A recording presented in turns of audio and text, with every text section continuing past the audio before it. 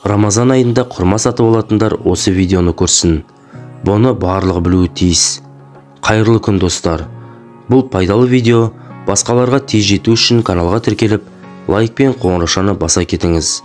Баршаңызға Алла разы болсын. Араб құрмасы. Араб құрмасын Рамазан айында жеу әдетке айналған. Ол пайдалы жеміс. Оның емдік қасиеті орасан зор. Құрма пальмалар тұқымдасына жататын тропикалық жеміс. Тігінен 24 метр биіктікке дейін өсетін құрма пальмасы көбінесе ыстық климатты аймақтарда өседі. Құрма өсіру шаруашылығымен көбіне Сауд Арабиясы, Ирак, Алжир, Мысыр, Судан сынды мемлекеттер айналысады. Аталық және аналық болып бөлінетін құрма ағашы ескі жапырақтарының түбімен бүртіктеліп, өріліп өседі. Төбе жағындағы әдемі шашақты жапырақтарының ұзындығы 5 метрге дейін жетеді. Құрма отырғызғаннан кейін 4-5 жылдан соң барып жеміс бере бастайды. Салмағы 8 келеге дейін жететін бір шоғына 1000-нан аса жеміс бітеді. Әр ағашынан 40-80 келе жеміс алуға болады. Шамамен 150 жылға дейін өмір сүреді. Құрма қандай ауруларға ем? Медицинада құрманы бір күнде ең көп дегенде 5-еуін жеуге кеңес береді. Мәселен, Израильде жүргізілген зерттеуде құрма мен алма салыстырылған. Нәтижесінде алмаға қарағанда құрмада дәрумендердің көптігі дәлелденді. Сонымен құрма 21 түрлі жағдайда адам ағзасына ем болады. Құрмада калий мөлшері өте көп. Ол жүректің қалыпты жұмыс істеуіне пайдалы. Бұл өз кезегінде жүрек аурулар мен талмасының алдын алады. Бауырды токсиндерден тазалауға көмектеседі. Сондай-ақ цирроздың пайда болу қатерін төмендетеді.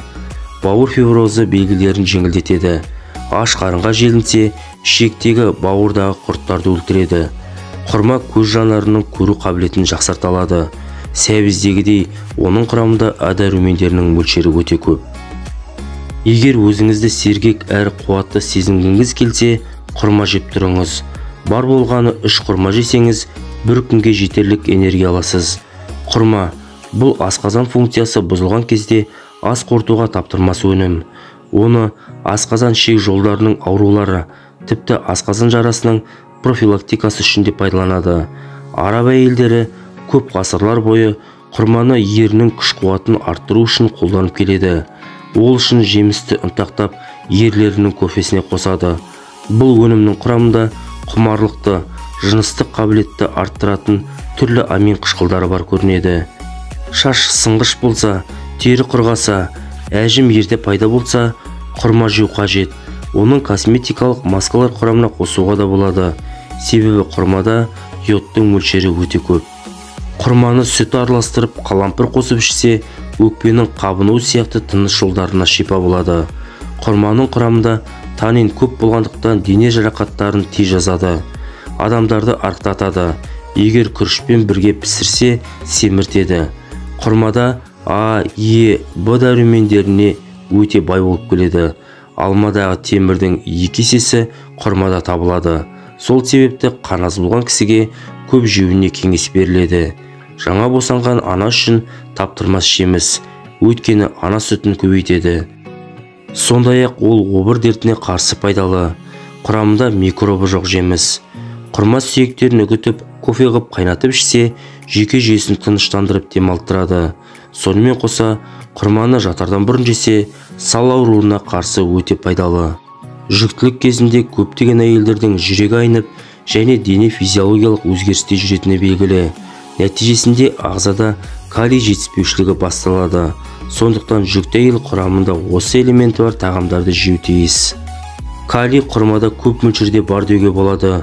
Ол болашақ ананың ағзасындағы судың тепе-теңдігін сақтауға көмектеседі. Калий ағзаға, миға қажетті оттегіні алуға көмектеседі, және де ойдың сергектігін қамтамасыз етеді. Мұнымен қоса ағзаға қажетті судың және де бүйректегі қалдықтар мен зәрдің шығуын реттейді. Ағзадағы жеткілікті калий жоғары қан қысымын болдырмайды, дененің терісіне жақсы әсер береді. Құрманың құрамындағы тағы бір минерал темір. Ол қанның қызыл жасушаларындағы эритроциттер түзуші гемоглобиннің жұмысын реттейді. Қан аздықтың алдын алады және де баланың дұрыс жетілуіне көмектеседі. Эритроциттер оттегі мен көмір қышқылды алмастыруда маңызды рөл атқарады. Құрма темірге бай, сондықтан да күніне 15 құрмадан артық жеген адамға ағзаға қажетті темірді алған болады. Құрмада кездесетін кальций мен фосфат қаңқа мен тірек қимыл жүйесі аппаратының дұрыс қалыптасуын қамтамасыз етеді. Бұл жемісті үзбей жеу ағзаны сынғыш сүйек пен остеропороздан сақтайды. Құрманы әсіресе экологиясы нашар аудандарда тұратын адамдарға жеуге кеңес береді. Достар, видеоны соңына дейін көрген болсаңыздар, каналға тіркеліп, лайк пен қоңыраушаны басуды ұмытпаңыздар. Сонымен бірге өздеріңізде бар барша әлеуметтік желілерге осы видеоның таралуына атсалысып кетіңіздер.